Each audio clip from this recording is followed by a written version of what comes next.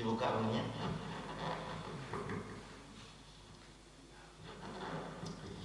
Bismillahirrahmanirrahim. Assalamualaikum warahmatullahi wabarakatuh. Alhamdulillahirabbil alamin. Alhamdulillahilladzi arsala rasulahu bil huda wa dinil haqq liyudhhirahu 'ala dini kulli wa kafa billahi shahida. Asyhadu an la ilaha illallah wahdahu la syarika lahu wa asyhadu anna Muhammadan abduhu wa rasuluhu la nabiyya ba'da ma ba'd. Allahumma shalli wa sallim wa barik wa an'im 'ala nabiyyina wa habibina Muhammad wa 'ala alihi wa ashabihi ajma'in. Alhamdulillah, puji dan syukur marilah senantiasa kita panjatkan kehadirat Allah Subhanahu wa taala yang mana atas izin dan kudrah Allah Subhanahu wa taala, alhamdulillah kita semuanya masih dapat melangsungkan berbagai macam hidangan sajian ibadah. Yang insyaallah kita berharap mudah-mudahan ibadah-ibadah kita ada dalam penerimaan Allah Subhanahu wa taala. Amin. Juga terima kasih saya aturkan kepada DKI Masjid Husnul Khotimah karena untuk kesekian kalinya masih memberikan kesempatan kepada saya untuk dapat sharing bersama para jamaah sekalian. Langsung saja, sebetulnya saya ingin menyampaikan berbagai macam kisahnya, karena biasanya saya menyampaikan sejarah. Namun untuk Ramadan tahun ini kita akan belajar tentang kisah yang ada kaitannya dengan muamalah, ya. Baik itu muamalahnya Rasulullah ataupun muamalahnya para sahabat, sehingga kita dapat mendapatkan ibrah dan pelajaran yang sangat mahal dari Rasul dan para sahabatnya. Untuk temanya sendiri itu adalah terkait cara seorang muslim mengakses modal. Kita akan mulai. Tentu bagi seorang muslim, ya, ketika yang bersangkutan punya cita-cita besar, ingin memiliki usaha yang terbaik, maka salah satu usaha yang terbaik yang diarahkan oleh Rasulullah itu adalah tijarah atau perdagangan. Maka ketika Rasul tanya ayul kasbi atyabu, jadi usaha apa yang paling baik. Jadi kalau hari ini kita mencari kiranya usaha apa yang baik dan terbaik menurut Rasulullah, salah satunya adalah sabda Rasulullah, wa kullu bai'in mabrur, yaitu setiap jual beli yang bersih dari dosa atau perdagangan yang baik. Maka tentu kita pun kalau ingin terjun ke dunia usaha, ingin merealisasikan apa yang disabdakan Rasul tadi, ya, ingin memiliki satu bidang usaha yang baik, diantaranya adalah tijarah. Namun terkadang untuk tijarah ini terkendala masalah modal, ya. Maka inilah materi kita, bagaimana cara kita mengakses modal untuk merintis usaha di dunia perdagangan atau tijarah. Catatannya, acap kali mindset kita terhadap pengertian modal itu sendiri terlalu sempit, ya. Karena yang ada di pikiran kita, apa ini maksud dengan modal? Modal itu ya uang, ya, sejumlah uang yang disiapkan untuk digulirkan atau digolangkan, ya. Kemudian yang kedua, mindset kita juga masih sempit ketika berbicara tentang akses modal ini. Ketika ditanya, ya, misalkan dari mana akses kita dapat mendapatkan modal, pasti yang terpendek di pikiran kita itu adalah minjem ke bank, ya. Saya mau usaha tapi nggak punya modal, pasti solusinya itu adalah, ya, minjemannya ke bank, ya, minjemannya ke bank. Seolah-olah tidak ada usaha atau tidak ada solusi yang lain. Makanya disinilah pentingnya kita belajar muamalah. Kenapa? Karena di muamalah Islam itu ternyata banyak sekali solusi. Yang solusi itu tidak harus melulu jatuhnya itu ke hal-hal yang sifatnya ribawi. Karena kalau kita minjem dana ke bank dengan sistem konvensional, tentu jatuhnya riba, ya. Kemudian juga Mana mungkin Allah Subhanahu wa taala ya, membiarkan hambanya kesulitan untuk mengakses modal yang halal. Makanya ngumpul modal itu hanya bisa diakses dari bank. Mana mungkin ya, mana mungkin Allah tidak memberikan solusi atau jalan dari yang lain. Maka kita akan bahas ini. Pertama, bahwa modal itu bukan hanya sekedar uang, dan yang kedua, cara kita mengakses modal itu tidak hanya dari bank. Bahkan bank itu tidak termasuk alternatif cara kita mengakses modal. Kemudian selanjutnya, yang pertama yaitu terkait pengertian modal. Modal itu kan luas ya. Modal itu dalam Islam itu apapun yang kita bisa gunakan yang dapat membantu pekerjaan kita, itu modal. Contoh misalkan, jangan dikira fisik kita yang sehat ya, itu bukan modal. Padahal sebetulnya dalam Islam fisik kita yang sehat itu bisa termasuk modal. Contoh misalkan profesi kita, mohon maaf, mengayuh becak sehari-hari, becak atau ojek, itu kan modalnya harus memiliki fisik yang sehat, fisik yang kuat, bisa mengayuh sepeda, kemudian bisa menjalankan kendaraan. Itu modal utama ya. Kemudian selanjutnya juga ada skill ya, skill keterampilan di bidang yang dia tekuni. Kemudian nanti juga ada aset. Baru yang terakhir kita bicara uang ya.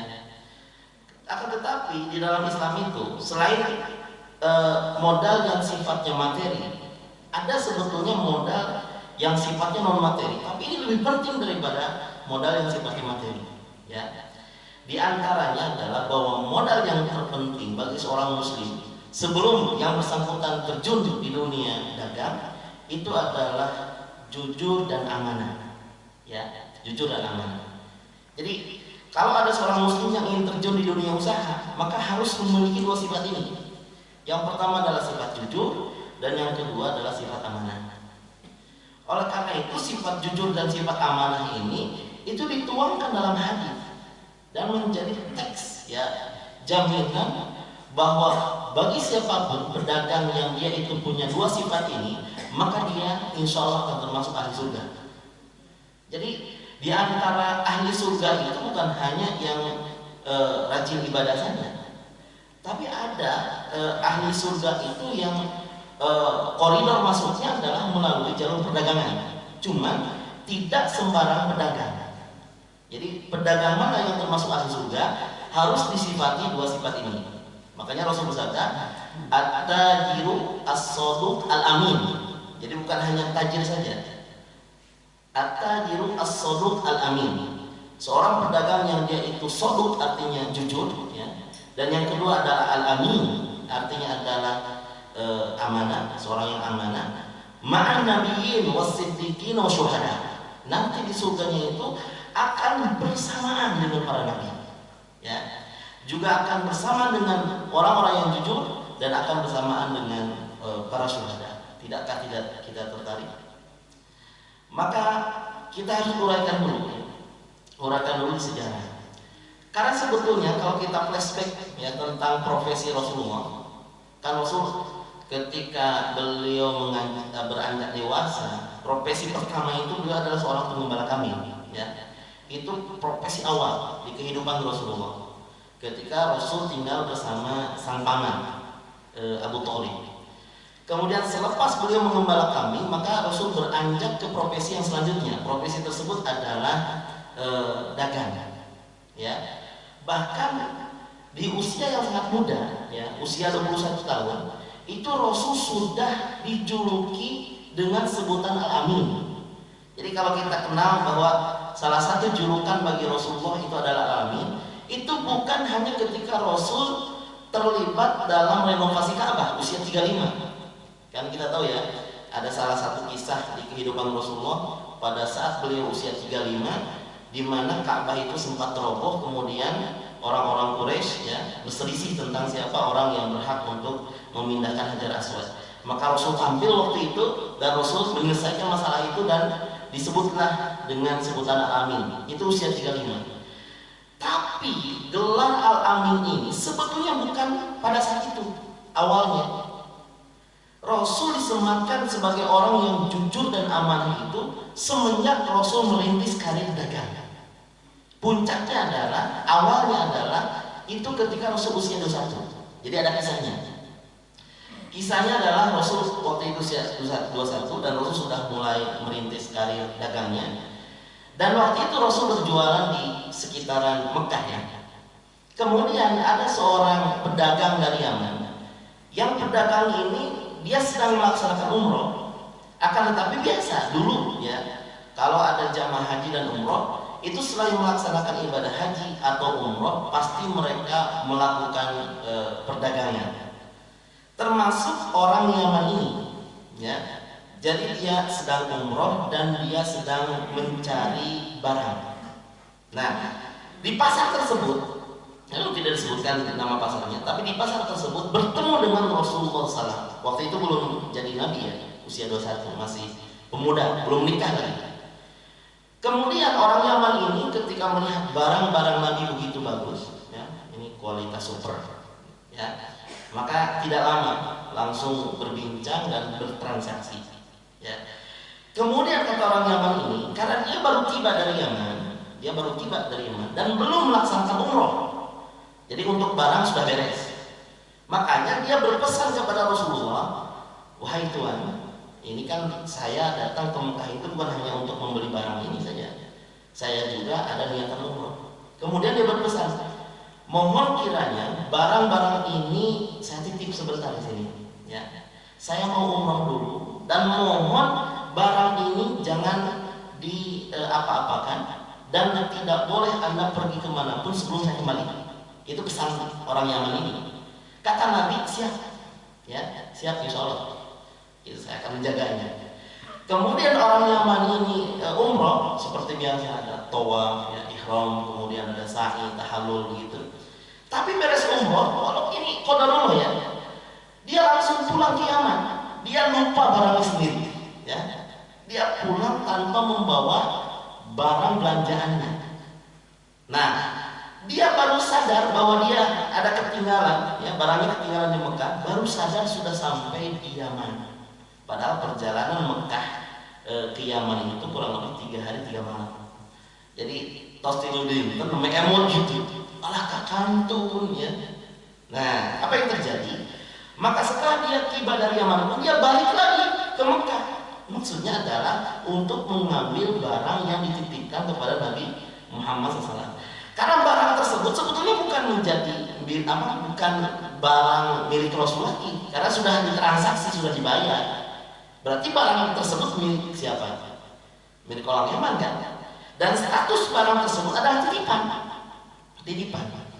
Tapi subhanallahnya, ketika orang Yaman itu kembali ke tempat Rasul dagang, ternyata Rasul masih di sana. Ya, Rasul masih ada di sana.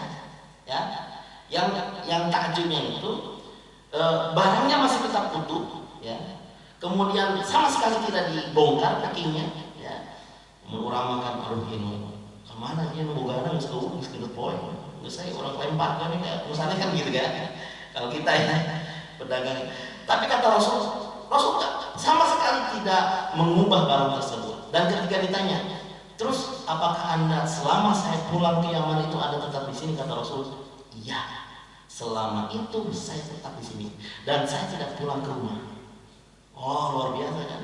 Bayangkan yang pedagang yang jujur dan amanah, ya, selama 6 hari 6 malam tetap di tempat sesuai dengan amanatnya. Kenapa Rasul tidak pulang ke rumah untuk barang sebentar saja? Karena amanat orang Yaman ini, Anda tidak boleh kemana-mana sampai saya kembali. Ya, jadi sebetulnya yang salah itu orang Yaman. Muncul orang, "Ari ate kemana wae sih? Genep poe di WA eueuh cek di sungguh gitu nya." Makanya WA canaya motor itu. Dan Rasul luar biasanya, selama dia pergi, selama dia lupa, Rasul tetap setia dengan barang titipan. Nah, ini harus menjadi karakter kita sebetulnya, ya. Harus menjadi karakter kita. Orang mah kayak aja no misal lagi hilapeun. Jual kan sanes bias. Sok cana kulawe eta mau urusan kewe lah, eta mau mun datang di ke orang neangan di barang. Kita mah gitu kan. tapi Rasul tidak. Ya, oleh karena itu dari kejadian ini itu ada seorang saudagar wanita kaya raya. Bahkan kekayaannya ini kalau mau disetarakan itu hampir menyamai kekayaan seluruh orang-orang Quraisy. Jadi orang-orang Quraisy kalau harta mereka itu disatukan, setengahnya adalah milik wanita ini. Siapa wanita ini? Itu adalah Ibunda Khadijah. Dan Ibunda Khadijah bukan pemain ecek-ecek. Beliau adalah pemain besar, ya, pebisnis besar. Salah satu buktinya adalah bahwa waktu itu seorang pengusaha bisa dikatakan besar atau kecil itu kalau dia sudah bisa ekspor impor. Jadi kalau dia sudah bisa menjalankan ekspor impor itu berarti kelas besar, ya. Dan Ibunda Khadijah itu sudah terbiasa menjalankan ekspor impor, dan memang kebiasaan orang-orang Quraisy, ya, sebagaimana ditulis dalam Al-Qur'an. A'udzubillahi minasyaitonirrajim. Bismillahirrahmanirrahim. Li'ila bi Quraisy ila bihim rihlatasyita'i wasayf. Dan kenapa dikatakan bahwa kalau orang sudah bisa berjualan sampai ke luar negeri disebut dengan kelas besar? Karena biasanya satu kafilah itu ada yang 1000 unta, ya, ada yang 100 unta. Bahkan barang yang dibawa oleh Abu Sufyan ketika dagang pun itu nominalnya, ya, itu sampai 50 miliar, ya, 50.000 dinar kalau dinominalkan sekarang kurang lebih 50 miliar. Itu satu kafilah saja. Berarti ini bukan barang yang sedikit. Nah, Ibunda Khadijah waktu itu dengar bahwa di daerah Sagittarius itu ada seorang pemuda, katanya pemuda yang soleh banget, ya, kemudian sering sholat berjamaah, bahkan sering ngaji, kemudian dia jujur, ya, kemudian dia amanah. Waktu itu bukan maksudnya adalah Nabi Muhammad, ya. Ada seorang pemuda yang jujur dan amanah dan dia luar biasa, selalu berkomitmen dengan seluruh mitranya. Maka Ibunda Khadijah tertarik untuk bermitra, ya. Jadi sebetulnya kalau kita buka sejarah, sebetulnya Nabi itu bukan karyawannya Ibunda Khadijah sebetulnya, ya. Jadi sifatnya itu bukan ini karyawan, pekerja, ini majikan, bukan. Tapi Ibunda Khadijah dengan Nabi Muhammad yang masih muda itu sifatnya adalah bermitra. Karena jenis perdagangan dan kemitraan yang mereka jalankan itu adalah mudharabah. Jadi mudharabah itu sifatnya Ibunda Khadijah nanti akan nitip barang, ya, nitip barang, dan oleh Nabi nanti modal, ya, invest modal, dan Nabi menerima invest itu bukan dari Ibunda Khadijah saja, karena Nabi bermitra dengan siapapun. Jadi Nabi sebagai mudharib itu adalah orang yang menjalankan usaha, sedangkan sohibul malnya, pemilik modalnya itu adalah orang-orang Quraisy. Jadi Nabi menerima dari Ibunda Khadijah, termasuk menerima dari investor-investor yang lain. Kemudian oleh Nabi modal tersebut digolangkan, dijalankan dengan bisnis usaha, dan nanti ada bagi hasil. Nah, salah satu yang dititipkan oleh Ibunda Khadijah itu adalah barang-barang berkualitas nomor 1. Jadi Ibunda Khadijah itu kan mitranya juga banyak, ya. Selain mitra juga ada pegawai, dan grade barang-barang milik Ibunda Khadijah itu ada kualitas super yang paling tinggi, yang kualitas paling bagus, ada yang, ya, di bawah KW2, KW5, KW20 gitu kan, gitu. Nah, kalau yang barang-barang di bawah kualitas standar itu biasanya diserahkan kepada yang lain. Tapi khusus untuk barang-barang titipan Ibunda Khadijah yang kualitas nomor 1 itu dititipkan langsung kepada Nabi Muhammad SAW. Dan selain menitipkan barang, juga menitipkan bujang, ya, kan nitip bujang, ya. Jadi Ibunda Khadijah menyertakan seorang bujang, namanya adalah siapa? Maisarah waktu itu.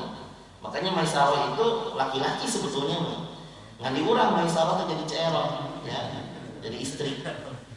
Ya, jadi badeka Ibu Maisarah, pada laki-laki di situ mah gitu, ya, cerol di suatu. Maisarah itu seorang pemuda, bujangnya Ibunda Khadijah, ya. Kemudian nanti Maisarah ini akan menjadi informan bagi Ibunda Khadijah bagaimana sebetulnya karakter Rasulullah SAW. Ya. Ketika Rasul berdagang di Syam, akan berikan catatan saja, catatan penting saja, tidak semuanya. Pertama, hebatnya Rasul itu ketika berangkat dari Mekah membawa barang ke Syam itu, ya, Rasul gigih luar biasa. Jadi Rasul itu karakternya itu ulet, ya, ulet, tekun, dan pantang menyerah. Karena ketika dagang di Syam itu, Rasul itu sehari itu tidak satu pasar. Kalau yang lain orang-orang Quraisy yang lain ya, itu mereka kebanyakan ya, dagang mah dagang, tapi terlila gitu dagangan teh. Dagang seperti dugem nalila, dugem ya. Jadi di Syam teh begitu cari bar ya, kemudian cari kelabing, di itu nanti gitu, bangsa nih si Abu Sufyan ya, akhirnya menjadi sahabat yang lain. Tapi Nabi enggak. Nabi fokus terhadap usaha, fokus dan ulet. Buktinya apa? Ketika Nabi di Syam itu tidak satu pasar. Pagi hari di pasar A, siang hari sudah di pasar B. Jadi kalau di pasar A semuanya sudah ditawari, mentok semuanya, ya, maka Nabi pindah ke pasar B. Kemudian sore hari sudah di pasar C. Bahkan ketika Nabi membawa barang ke Syam itu tidak butuh waktu lebih dari 2 hari, barangnya sudah habis semuanya. Ya. Kenapa? Karena Nabi itu gini, Nabi itu mengambil untung itu tidak terlalu banyak, untungnya ya sedikit. Karena Nabi menyebutkan modal, ya, modal misalkan ada satu barang, tapi Nabi memang kalau menyebutkan modal memang harga aslinya segitu. Beda sedikit murah. Iya, orang misalkan jualan batik, ya, batik teh hiji nanti di itu nanti 75.000. Maaf. Kemudian pas dijual, ya biasanya harganya 2 kali lipat, ya. Pak, sabaraha ieu batik teh 150 gitu. Bapak biasa teh 100 abinawis. Itu biasa, jadi itu mah kita 100. Kata masalah orang nih kata. Padahal ini mah sabaraha? 75. Ya, itu biasa ada 100 mah itu lagi modal kita 100 pada 75 tadi. Ya. Kenapa dia tidak memberikan 100? Karena dia ingin untungnya itu lebih daripada 25. So kalau dikeluarkan 100 berarti untungnya hanya 25. Mangga 2 caranya 110, ya. Kenapa? Karena pengennya itu adalah 35. Ini jauh dengan karakter Rasul. Rasul pun ya. Rasul itu punya sifat samhan. Dalam jual beli itu ada sifat samhan. Apa artinya samhan itu? Samhan itu artinya murah hati. Jadi begini, kalau ada seorang pembeli, kemudian dia datang, barangnya itu sebetulnya 50.000 misalkan ya, 50.000. Tapi dia mentok uangnya hanya 40.000. Pak, ya sabaraha 50. Aduh, Pak Abi gaduh ancis 40. Gentong dipikiran cana. Itu Rasul seperti itu. Rasul mah jangankan untung besar, untung kecil pun diambil, bahkan tidak jarang Rasul jual rugi. Ipamnya ayat ibu-ibu, misalkan Pak ya sabaraha, ya teh kadang nama 50 Bu. Aduh Pak, Abi gaduh artosna 40 kendu canak we. Canak itu. Entah ini perlu nih, akhlak muslim itu harus seperti itu. Ibu-ibu misalkan, bapak-bapak jual masakan ya, baik itu warteg misalkan atau rumah makan misalkan, ada pelanggan datang, kayaknya dia kelaparan gitu, ya. Pas makan Pak, dan Abi meser nasi nangungkul, nah itu sarapan camun apa? Abi itu dari beli Pak, tenang, sok. Bade sabara sinuk ya, samuna pasihan. Bade naon? Bade lauk ayam, bade daging sapi, bade sok ya mah. Tapi kayak di bon ya. Tong di bon aduh. Tong di bon ya. Digratiskan ya. Karena salah satu karakter Rasul itu memang sama itu murah. Ya, seperti ini lah. Kalau misalkan kita jual barang, contoh laptop ya. Laptop ini sebenarnya modalnya 6 juta dan kita biasa jual itu 6,5. Cuma aja temen teman kita atau tetangga kita tahu ini butuh laptop untuk anaknya karena musim daring gitu. Kemudian dia datang ke kita kemudian bilang, sabar ya, itu sama-sama bu, itu genep setengah ini biasa nical gitu. Itu kan genep hiji, jadi genep 1.100.000 ke botol emutan, anak. Nah, karakter seperti itu harus dimiliki oleh pedagang-pedagang muslim. Jangan mempersulit, ya. Jangan sampai karena kita mengharap untung besar, lebih kayak ladang pahala gitu ya. Ladang pahala juga diabaikan begitu saja, ya. Kemudian selain itu ya karakter Rasulullah, jadi sehari itu tidak satu pasar. Kemudian memiliki sifat murah, ya, artinya gampang untuk mengeluarkan barang asal serius, jujur dan semacamnya. Kemudian karakter Rasul yang lain, itu kan ada kejelian Rasulnya. Ketika Rasul bawa barang dari Mekah, kemudian habis dijual di Syam, dan ketika habis kan sudah berbentuk uang, ya. Jadi Rasul berangkat bawa barang, ya, barang yang dibawa di Mekah, ya, dari Mekah ke Syam, berarti itu ekspor, ya, ya. Kemudian setelah barang ini terjual dan sudah berubah menjadi uang, ya. Kalau yang lain itu mereka bawa barang setelah jadi uang, ya pulang bawa uang yang lain. Tapi Rasul enggak. Rasulullah ketika barang itu sudah jadi uang, maka uang ini akan dijadikan modal untuk kedua kalinya. Caranya bagaimana? Caranya oleh Rasul, modal ini akan dibelikan barang-barang yang ada di Syam, tapi dibutuhkan oleh orang-orang kaya. Gitu. Kan gitu ya sistem ekspor-impor itu.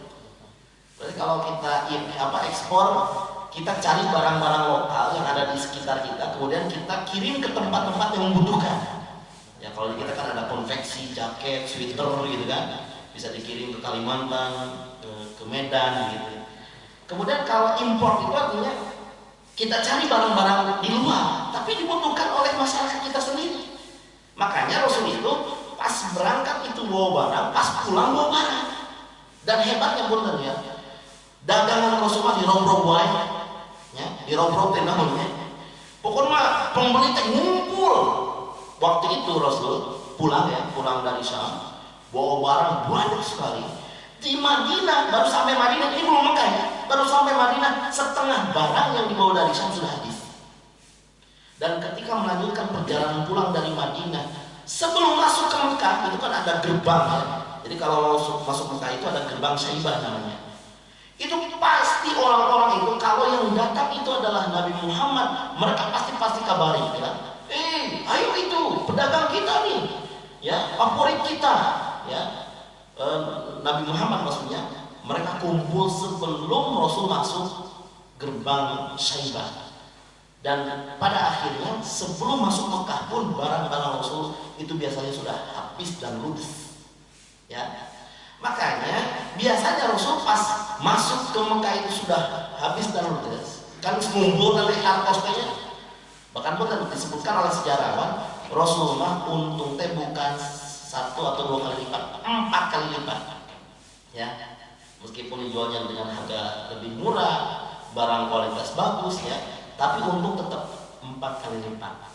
Nah biasanya menurang, wah berhasil ya maju pedagang teh payu beres jadi duit numpuk, cik kira-kira langsung dibagikan ke pemilik modal.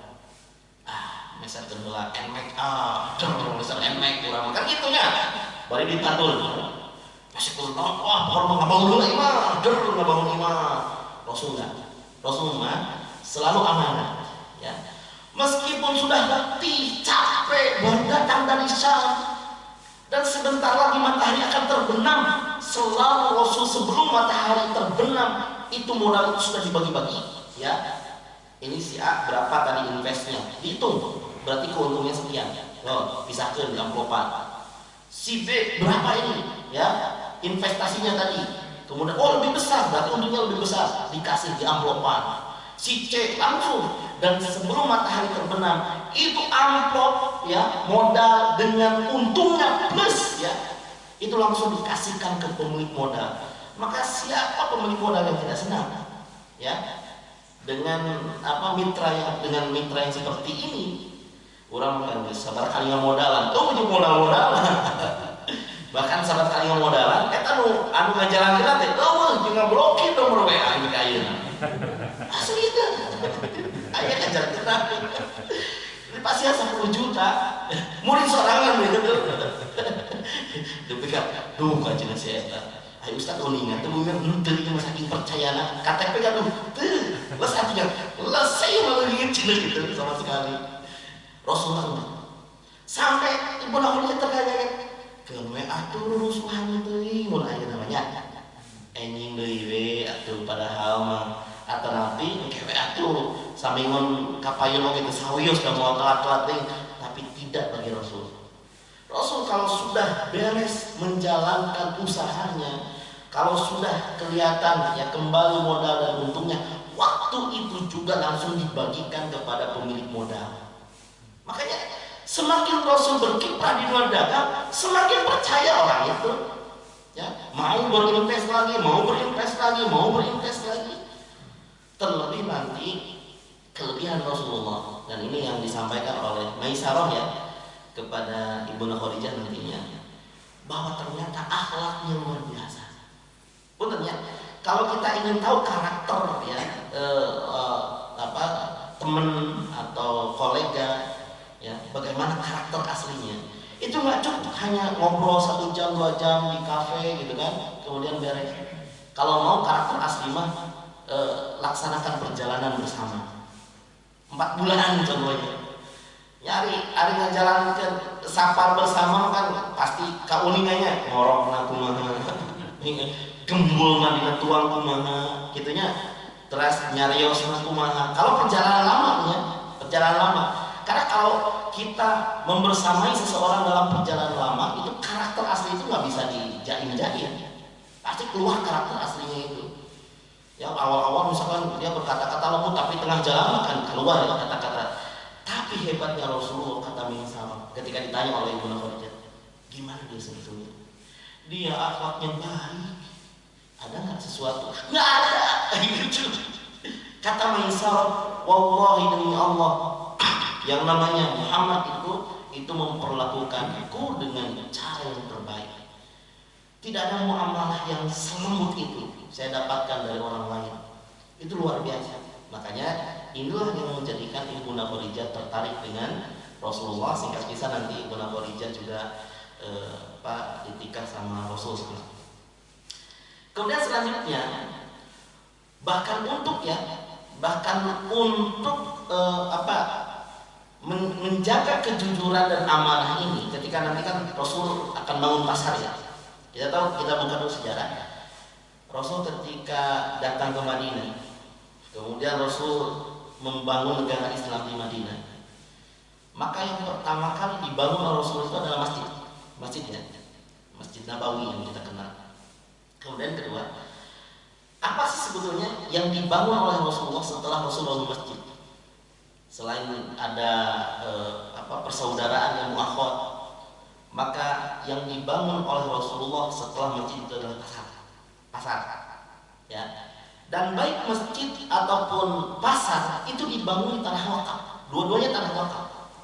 Jadi kalau misalkan sekarang ada orang yang berkonsentrasi, ada mujahid ya, ada beberapa pengusaha muslim yang ingin memperjuangkan agamanya, kemudian membangun pasar di atas tanah wakaf, jangan dicurigai. Tuh membangun, betul membangun masjid, pesantren dia membangun pasar di gunung wakaf, gak masalah, karena ini contohnya. Bahkan nanti contoh ini ya, setiap membangun masjid maka bangun pasar, itu ternyata berlanjut sampai ke masa-masa Khulafaur Rasyidin. Para Khulafaur Rasyidin setiap bangun masjid pasti bangun pasar, meskipun tidak bersebelahan. Maksudnya kalau di satu tempat dibangun masjid, maka tempat yang lain itu dibangun pasar. Sebagai bentuk kekuatan, karena kan kekuatan Islam itu salah satunya adalah kekuatan ekonomi ya. Nah, orang ayeuna kok lemah melempem ya, karena kita kalah juga di sisi ekonomi ya, kalah juga. Maka para hadirin yang kenal Rasulullah, kembali Rasul ketika tiba di Madinah bangun masjid, bangun pasar di tanah wakaf. Bahkan pasar ini dibangun di tanah wakaf yang dekat kuburan. Jadi ada astana ya, pekuburan begitu. Kemudian sebelahnya dibangun pasar. Apa hikmahnya? Hikmahnya adalah biar orang-orang yang sibuk di pasar itu yang ngerti kan kita mau gitu ulah toh hanting karena urusan dunia gitu. Pan wah ya ramai usaha maju tinggal di kuburan derek mau tuh hanting gitu. Salah satu hikmahnya jadi ulah mangprange gitu ya. Bener fokus na usaha sih kalau mau. Nah itu salah satu hikmahnya, makanya kalau mereka bangun pasar, bangun sisi astana dengan melalui tembok gitu ya. Itu Rasul bangunnya di pinggir pekuburan. Kemudian yang kedua, di pasar tersebut itu hanya dibangun lapak-lapak saja. Tapi lapak-lapak ini tidak disewakan. Tidak ada sewa, tidak ada pajak, tidak ada retribusi. Jeung taya preman pensiun kita ya di dunia. Jadi bebas. Dan setiap muslim boleh menempati lapak manapun. Misalkan ada nih lapak yang paling depan itu paling ramai. Pas subuh-subuh ya. Berarti membatur kalapak eta tabu opat subuh kurang jam 1. Kenapa? Karena haknya itu siapa yang berhak menempati lapak yang paling utama itu seperti sab sholat. Boleh tidak di sab sholat ini kita ini milik saya ini kamu nggak boleh di sini, boleh nggak? Nggak boleh kan? Misalkan saya datang kemudian ini kosong, saya tempatin di sini, boleh nggak? Boleh, nggak masalah. Kemudian karena terlambat ya, kemudian dia kebagian sab yang paling belakang ya gara-gara mana telat itu dah untuk bisa nyeleng gitu kan, kali saya diharap itu bisa. Jadi waktu itu aturannya adalah siapa yang paling cepat datang maka dia boleh memilih lapak manapun. Seperti sab sholat ya, boleh dia milih sab yang manapun. Dan dia seorang muslim ini berhak dan tidak boleh dialihkan, dipindahkan dari lapak yang dia tempati sampai dia meninggalkan sendiri atau sampai dia selesai dagangnya. Misalkan dagang ya, ke dagang hari-kali di tempat saya kemarin di dia masyarakat nyewa ayeuna pasar ayeuna kan nyewanya pasti tantu ayeuna mah ya contohnya nyewanya Blok A Pangpayuna karena nyewa sekarang, dulu nggak nyewa, gratis ya. Jadi Rasul sebagai pemerintah itu hanya menjadi fasilitator ya. Jadi nggak menentukan harga, kemudian nggak neken harga untuk penjual dan pembeli, bebas, tergantung pasar itu. Cuman Rasul sebagai pemerintah itu bertindak sebagai controlling, pengawasan, ya. Makanya salah satu yang dibangun itu ada yang disebut dengan al-ihtisab. Ya, ini juga masih berlaku di zaman Umar bin Khattab, ya. Al-ihtisab itu ini. Jadi ihtisab itu ada beberapa orang yang diangkat oleh pemerintah yang tugasnya adalah sebagai pengawas pasar. Dia bertugas kalau misalkan ada di antara pedagang di pasar tersebut ya yang melakukan kecurangan, maka langsung itu ditarik. Ya. Seperti zaman Umar itu, Umar pernah mengangkat seorang perempuan, seorang wanita, ya. Namanya adalah Syifa. Dan Syifa ini diangkat sebagai muhtasibah. Muhtasibah itu adalah pengawas pasar. Dari pengawas meterannya, kemudian barangnya apakah dicampur atau tidak, ya. Waktu itu ternyata terdapati oleh Syifa ada seorang pedagang penjual susu, ya. Jadi penjual susu, ya. Tapi ternyata dia mencampuri susunya dengan air, ya. Dan apa yang terjadi? Kemudian oleh Syifa dimarahi, ya, dimarahi sampai karena dia laki-laki, si pedagang ini yang nyampur susu dengan air ini, apa kamu perempuan berani-berani? Kata Syifa, saya adalah tangan kanannya pemerintah, ya. Saya adalah tangan kanannya Umar. Ah, nggak ada Umar. Umar datang, kan langsung Umar bahaya, semua itu ditumpahkan. Kenapa? Karena ini kecurangan, ya, kecurangan. Dan kalau ini berlaku, ini akan merugikan kaum muslimin sebagai konsumen, ya. Maka karena ini diawasi, pertama diberikan pemahaman kaum muslimin itu sebelum masuk pasar itu harus berilmu dulu. Kamu gitu ya? Kan kita kalau mau belajar dan terjun di dunia usaha itu memang harus berilmu dulu, ya. Karena sahabat Umar itu sampai menuliskan aturan bahwa tidak boleh masuk ke pasar kami kecuali yang paham terhadap fikih jual beli. Jadi anu acan diajar fikih jual beli mah tong jualan di dia, sok diajar heula kan itu, ya. Sampai seperti itu. Kenapa? Karena kata Umar, kalau seorang penjual kemudian dia tidak pernah belajar fikih jual beli, maka pasti dia akan mengamalkan riba, baik disadari atau tidak. Maka ini pentingnya kita belajar muamalah, ya. Selanjutnya Umar menegakkan aturan dan kaum muslimin diawasi. Rasul juga sama, ya, di awal-awal mengawasi, dan akhirnya luar biasa, pasar kaum muslimin yang bernama Suqul Ansor ini menjadi pasar yang paling maju dan paling modern di masanya. Apa yang terjadi? Kita katakan ini pasar kaum muslimin baru dibentuk oleh Rasulullah. Di sisi yang lain di Madinah itu kan ada pasar Yahudi. Pasar Yahudi ini namanya adalah pasar Qainuqa. Nah, asalnya ini kaum muslimin jual beli di sana. Tapi masalahnya kalau kaum muslimin jualan di sana itu ternyata dipersulit sama orang-orang Yahudi. Jadi sehingga dipageran gitu, dihalang-halangi. Dan yang kedua, sistem yang berlaku di pasar Qainuqa ini adalah riba, curang dan semacamnya. Maka setelah muncul pasar kaum muslimin ini, pasar ini sepi. Ya, sepi. Bahkan orang-orang Yahudi sendiri sekarang sudah pindah ya nama. Orang Yahudi sendiri sudah lebih percaya untuk berjualan dengan kaum muslimin. Nah gitu.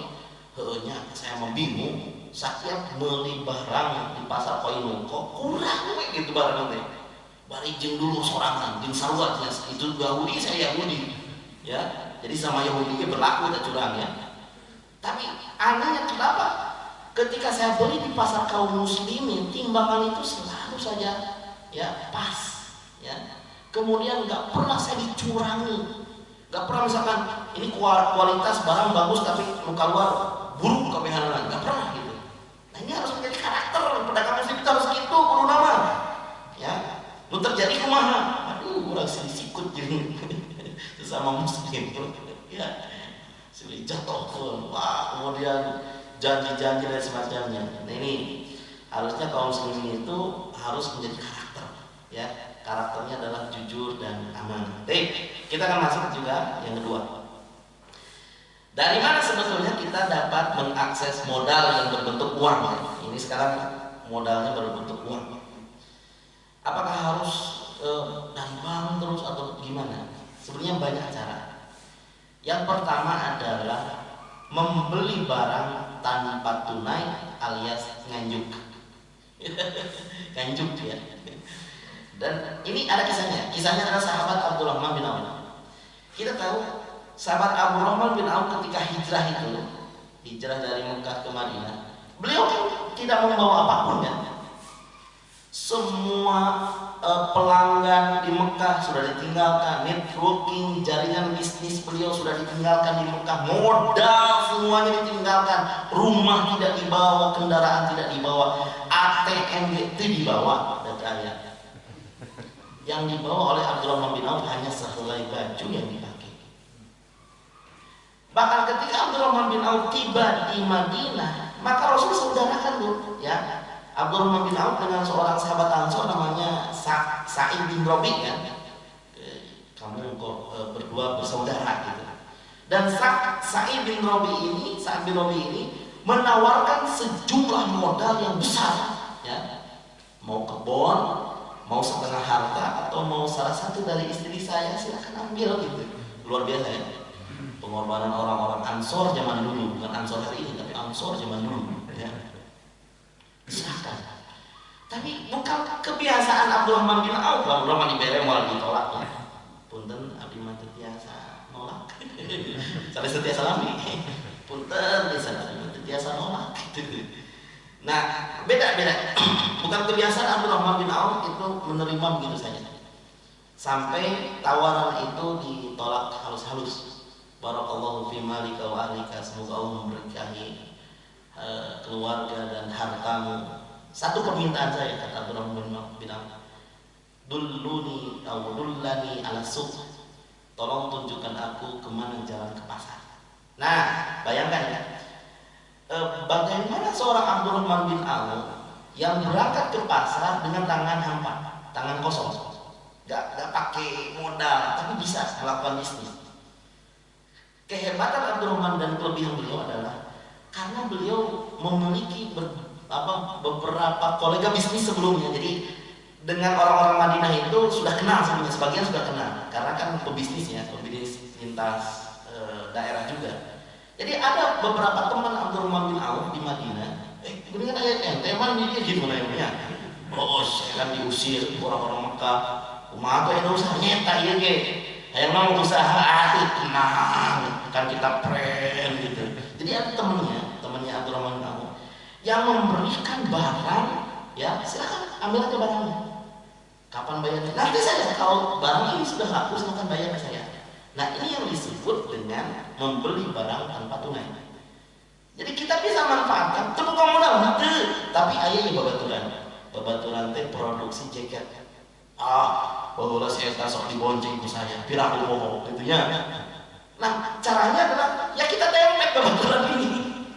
Ngiluan usaha deui lah gitu. Ente maju teh ulah sorangan wae baturan urang ieu jahit urang gitu. Boleh kan? Dan bisa seperti itu. Abdurrahman bin Auf itu memanfaatkan temannya, ya minta bantuan kepada temannya untuk menyediakan barang, dan temannya gak masalah karena temannya itu percaya Abdurrahman bin Auf bukan orang sembarangan, dia orang jujur dan orang yang amanah. Maka betul ya, tentang kejujuran dan amanah ini itu kan menjadi track record sendiri. Maka akhir lamun orang mesti percaya ya di tambutan atos sekali tes 1 juta omat bayarnya bayar sangkan bisa minjem kedua kali itu kan gitu rumusnya kan gitu. Kata bukunya mah kan simple, kata bukunya mah kalau ada orang yang memberikan kepercayaan kepada Anda maka rawatlah kepercayaan itu. Coba yang mengamut atos 1 juta janji di awal ini putar cilepun anak yang begitu damam udah ke rumah sakit udah dicari kayak ini beliau bisa barakan 1 juta mungkin kok anak transfer misalnya, tapi ternyata janji nanti sabunan budak harus cakur gitu terus lompatan kemana kami dah hari-hari damang uniknya damang ti ise cool gitu ya siapa karena hutang gitu ya. Kemudian di WA, Kang punten, Anda nunjuk priori atos. Tadi checklist, biru nih checklist tadi, tapi tadi jawab. Ini tunggu ya. Nah, suatu waktu kalau kita ternyata mau pinjam lagi, yang kemarin nggak beres, katanya janji sebulan. Punten janji itu kalau tidak tepat itu kan khianat ya. Nah kalau khianat berarti tidak amanah itu. Ini kena dibongkar ini masalah bab perhutangan. Ngutang itu ya ikhwas sekalian atau para jamaah sekalian, kalau kita berhutang itu kan harus ditentukan temponya. Kan ada temponya dalam Islam itu. Saya mau pinjam uang berapa lama itu harus jelas dari awal. Ya, saya mau pinjam uang seberapa 5 juta, kira dibayar saya ingat tahu itu bisa ya. Ada ingat di Taramaya ya. Ada temponya, misalkan 1 juta 1 bulan untuk dalam tempo 1 bulan, berarti harus ada komitmen kita untuk melunasi utang kita selama 1 bulan. Komitmen, ya. Nah, yang ditilah itu adalah komitmennya, ya. Kalau kita sudah lepas dari komitmen dan kita seolah melupakan utang kita, maka jangan harap orang percaya kepada kita untuk kedua kalinya. Nah, Abdurrahman bin Auf itu bukan orang yang menyia-nyiakan komitmen, bukan. Teman-temannya tahu dia jujur, kalau dia berjanji pasti ditepati. Nah ini harus dimiliki dulu dari awal, ya. Yang hiji lasuk, buka 2 lasuk gitu ya, buka 3 apa hari ditagih menggalak, cenau lagi wae pirang 1 juta. Jadi nama ditagih lebih galak ini namanya, ya. Nah, ini penting nih, saya kira. Jadi kapan kita bisa, ya, mendapatkan akses modal berbentuk barang, tapi kita bayarnya nanti? Jawabannya kalau kita sudah dipercaya orang, ya, maka bangun kepercayaan orang kepada diri kita. Harus ada trust ya terhadap kita atau perusahaan kita. Yang kedua, Dengan cara apa kita dapat mengakses modal? Dengan cara menjual aset, ya, menjual aset. Nah, ini ada kisahnya juga ya. Jadi ini caranya, ada kisahnya. Kisahnya adalah, jadi ada sahabat Nabi tapi profesinya sebenarnya tidak begitu baik. Profesinya itu minta-minta, ya, baramain, sunan, jajalukung, mentame, habar minta, gitu kan. Padahal sebenarnya dalam Islam itu perbuatan minta-minta kalau dia sudah jadi profesi itu kan haram. Tasawul itu haram. Tapi pertanyaan begini, boleh tidak suatu hari kalau kita ditimpa bencana, kita minta-minta kepada tetangga, kepada halayak ramai, boleh. Kalau betul-betul ada bencana, misalkan rumah kita kebanjiran, ya, baju kita habis ke bawah paling kesadayana, kemudian kita minta uluran tangan, mohon maaf saya butuh pakaian, selimut, itu boleh. Atau kebakaran misalnya, boleh. Jadi kalau ada bencana menimpa diri kita minta-minta kepada yang lain, boleh. Tapi nggak tercukupi mah, nggak, saya tahu minta-minta dikit atau minta-minta duit, ya, itu cukup, kejualan lumayan kemarin ya lalu segitunya, itu nggak boleh, sudah masuk haram. Nah, ada seorang sahabat Nabi, setiap harinya itu dia minta-minta, kemudian dia datang kepada Rasulullah, ya, maksudnya adalah dia ingin merubah dirinya, gitu. Jangan sampai kebiasaan ini berlanjut. Kemudian kata Nabi, memang Nabi itu luar biasanya itu selain nanti akan mengarahkan juga mendidik. Karena nanti akhirnya sahabat ini memang lepas dari pekerjaannya sebagai peminta-minta, betul-betul menjadi seorang pekerja nanti. Ya. Kemudian kata Nabi, karena ini harus awalnya dari mana yang melangkahnya, harus modal kan tentunya, harus modal. Kata Nabi, apakah kamu memiliki barang yang bisa dijual? Ada nggak aset yang bisa dijual begitu? Kan kita berbicara tentang menjual aset. Kata sahabat tersebut, ya Rasulullah, saya miskin, saya tidak punya apa-apa. Tapi ada ya Rasulullah, saya punya 2 barang. Yang satu adalah kain yang lusuh, tapi lumayanlah itu ada alus kene ini, kata sahabat tersebut. Yang kedua, saya memiliki kendi kuno. Ya semacam teko, ya, tapi kuno, tapi masih bisa dijual, ya. Kata Rasul, ya nggak apa-apa, ambil kain yang lusuh itu, kemudian ambil kendinya. Sahabat itu pulang, ya, ngambil kain milik dia dan ngambil barang saya yang satu lagi, kendi. Dan betul-betul dia datang lagi, ya Rasulullah, ini barangnya. Kemudian kalau Rasul dilihat, oh iya. Kemudian Rasul mengumpulkan para sahabatnya dan menjual kedua barang tersebut dengan sistem lelang. Makanya sistem lelang nggak masalah. Ya, disebutnya dalam fikih itu bai'ul muzayyan.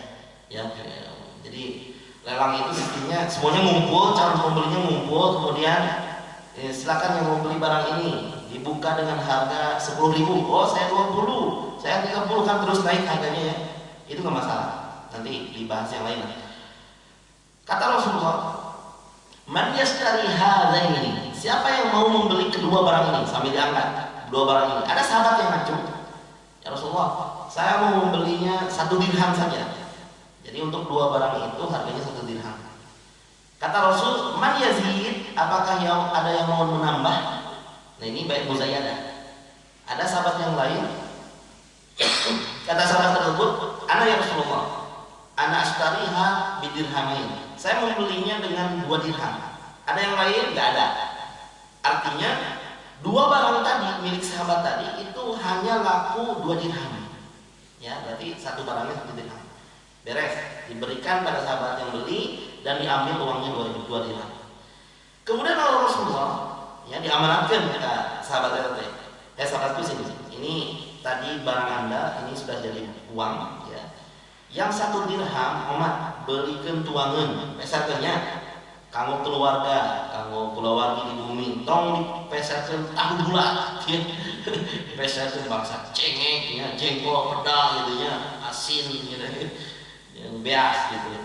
Kemudian yang 1 belikan kapak, Omat, ya, jangan belikan yang lain, belikan kapak. Dan memang sahabat ini dari awal memang serius ingin berubah, gitu. Dia pulang, yang 1 dirham dibelikan makanan ke keluarganya, yang 1 dirham betul-betul dibelikan kapak.